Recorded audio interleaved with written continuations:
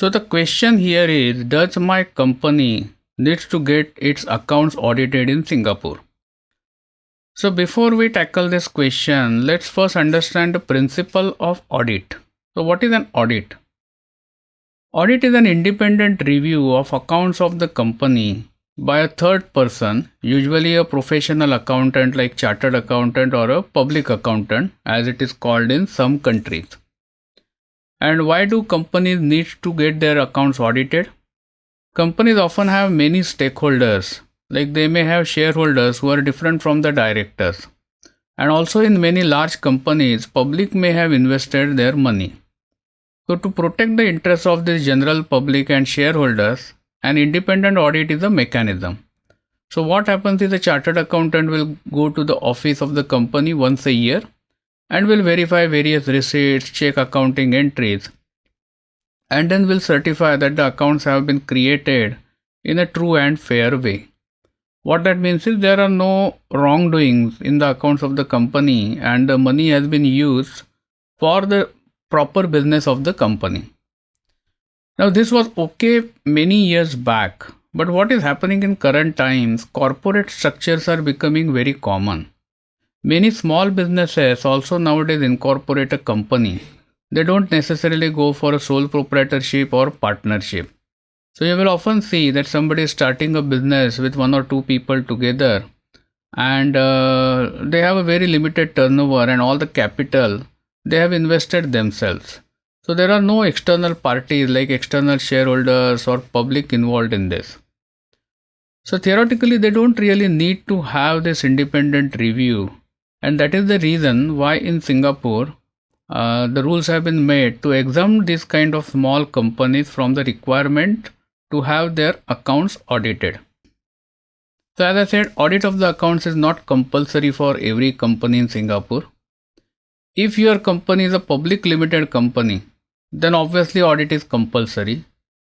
So the audit exemption applies only to private limited companies, and the condition is that private limited companies are either a small company or they are exempted from audit if the group of companies they belong to is a small group.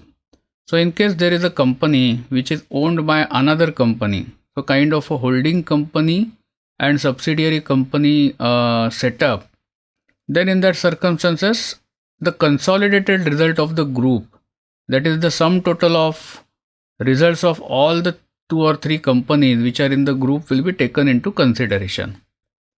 So the requirement here is either the company should be a small company or the group should be a small group. So now what is a small company or a small group? That is obviously logical question.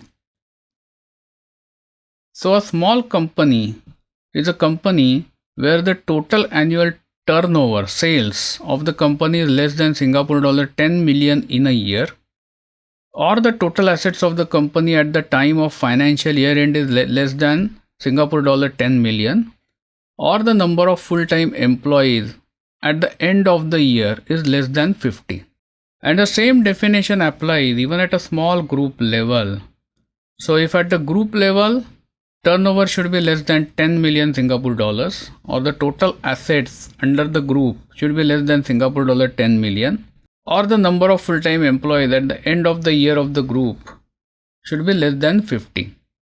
And only two out of these three conditions must be satisfied.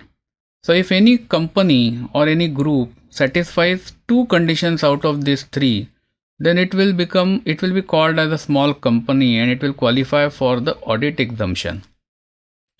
So let's see some examples to understand this better. So let's take example here. So there is a company which has a turnover of 2 million Singapore dollars and assets under management are $1 million and employees are only 10. Obviously it is satisfying all the three conditions, whereas it has to satisfy only two conditions. So the audit exemption is granted. Let's take another example where the turnover of the company is 2 million Singapore dollars, but its assets are 12 million Singapore dollars and employees are 58. So only one condition is satisfied. The condition of assets less than 10 million Singapore dollars and employees less than 50 is not satisfied, So this company will not qualify for audit exemption. Now let's have a look at one example involving a company and a group. So this company is owned by another company and company's results as well as group results are shown here. So let's suppose that turnover of the company is 2 million Singapore dollars, assets are 1 million and employees are only 10. So company actually satisfies all the three requirements. However, at a group level, the turnover is more than 20 million Singapore dollars and the number of employees is more than 50. So two conditions are not satisfied. Therefore, being a part of this group, this company and this group both will be subject to audit and no exemption will be given. Now one key point to note here is don't confuse audit with the need to maintain the accounts. So every company in Singapore has a responsibility to prepare and in some cases to file accounts with ACRA. Audit is where you need to engage an auditor, a chartered accountant, and get your accounts audited at the end of the year. So in summary, most of the companies in Singapore get audit exemption. Only I think top 5% of the companies will be subject to audit.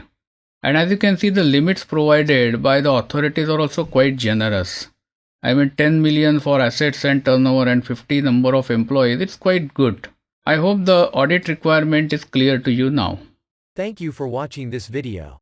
This video was brought to you by Epica Consulting Singapore. Subscribe to our channel today to get notified when new videos are posted.